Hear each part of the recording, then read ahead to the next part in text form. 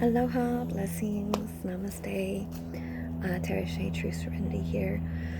Reiki Master, Wellness, Life Purpose Coach, and yoga instructor. So, anyways, I want to do, or I was called to, intended to bring you some little information as our minds go, and so be able to share this about our core wounds.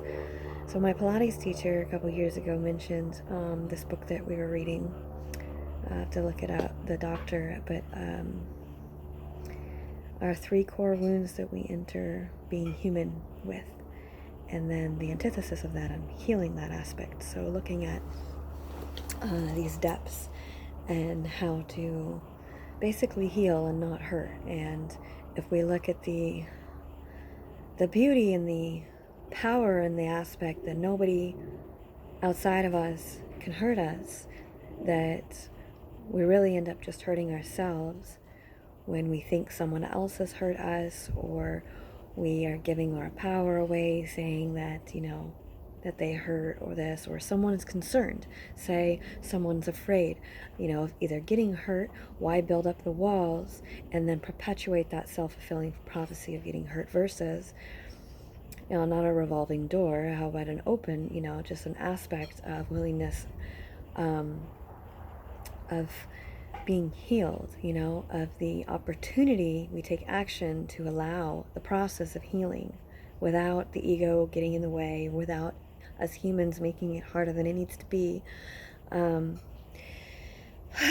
Being able to truly have that transitional, transformational transcendence and liberating experience to perpetuate a healthier, desirable, more successful result and experience ultimately, as we shift our consciousness, shift our perception, receptivity, perceive. So the depth of that is looking at intentions. So harmonizing the harmonization between the subconscious and conscious mind, and its productions, projections, performances, however you want to play around with that, and the divine feminine and divine masculine within ourselves.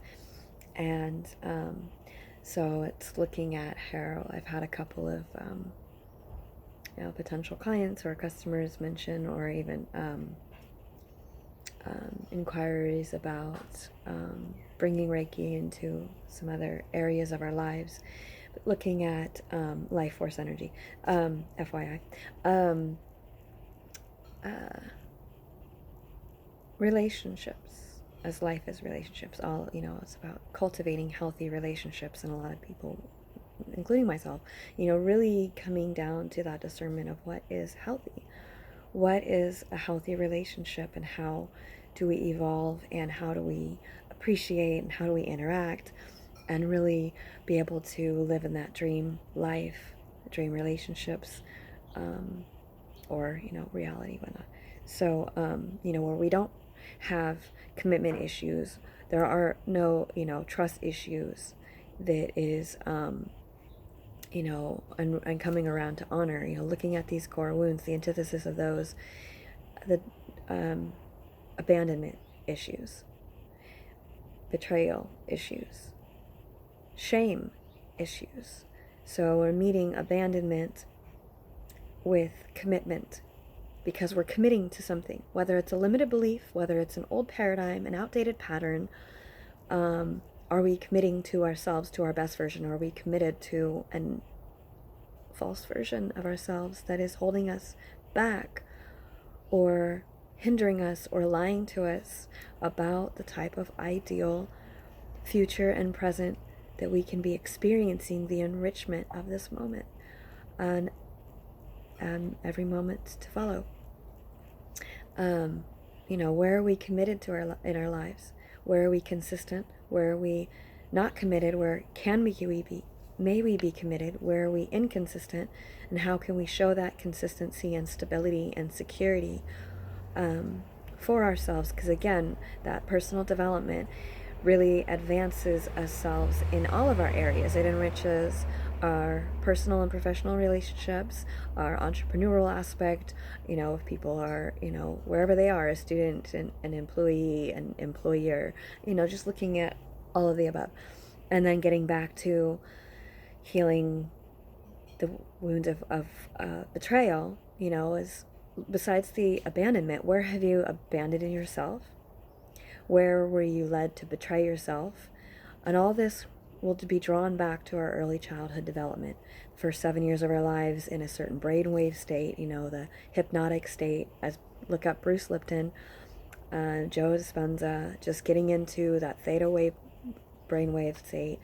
When we're drowsy, so if we're using substances that allow the non-resistance of the conscious mind for us to penetrate and impress the subconscious, looking at where we are participating and contributing, the influences, input, output, and being able to just truly, have health and happiness in our lives. Recognize that we're purposeful, that we have purpose in this world, that we can share our passions and our creative expressions and build our skills about listening or communication, and just have enrichment in our relationships in every single area of our lives, and the fulfillment and satisfaction on a long-term level, and not the instant gratification of a suppressed generational tradition. Looking at a core ancient value, and kind of the rebirth of not necessarily a new age where people miss the whole understanding, but evaluating our self-concepts. How do you think, feel, and believe? What do you believe about yourself, about others, about life, about these positions, about these aspects? And coming back to the aspect 2, then healing with shame, the solar plexus chakra. So again, the trust and abandonment would be, betrayal would be the root chakra, and then with commitment and abandonment, what chakra I would think in regards to in between the solar sacral and the root chakra as well. And then shame has to do with the solar plexus chakra, which is interesting now that it comes to me in regards, those are more of an earthly element, although the emotions have to do with water. Root, sacral, and solar plexus are masculine. Then our heart is the bridge, and we get into the throat chakra, the third eye chakra, and the crown chakra are more feminine, ethereal, spiritual, and then we have the physical, besides the mental. And I love Einsteinianus mentions, what is it? There is the beauty that logic will get you from point A to point B. However, imagination will take you anywhere. So getting back to that, being able to, check in with yourself. How are you today? And breathe that beauty. Okay, so looking back and looking forward, looking present, looking right here. Being able to be with ourselves, the present moment, because that is where, whether it's the relief or the clarity or the bliss, the joy, there's always thinking of the next, the more, this, blah, blah, blah. However, you discover, are you living your life if you are not being able to be here in the moment? And kind of reel your mind back in and come back to your center, your heart. Greg Braden talks a lot about the heart, the home, more of understanding a truer identity, in a sense of understanding who we are without the mind getting in the way. The mind is a wonderful tool. Again, Einstein, what is it? The mind is a wonderful servant, yet a terrible master. So, as you can see, the chaos, when it is reversed, again, ego, cheerleader, not the driver. Get back into the heart. The heart is to be the driver of our lives, and things we discover flows so much more fluently and easily and blissfully and joyfully and simply and easily. Like, yeah, okay. So thank you again for tuning in, and check in with that, you know? These wounds that we heal, that empowerment that allows us to enrich our lives and enrich our relationships, our relationship with life, our relationship with food, our relationship with nature, our relationship with creation and with each other. So yeah, you can turn around with an affirmation declaration of, you know, I meet this wound of abandonment with commitment.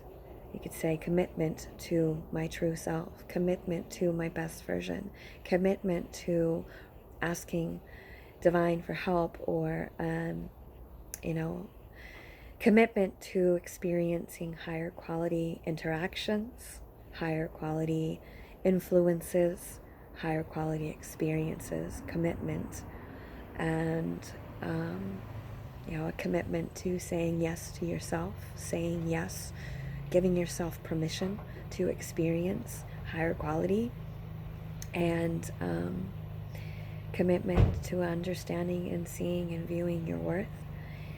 And then the aspect of meeting the betrayal with trust is trusting ourselves.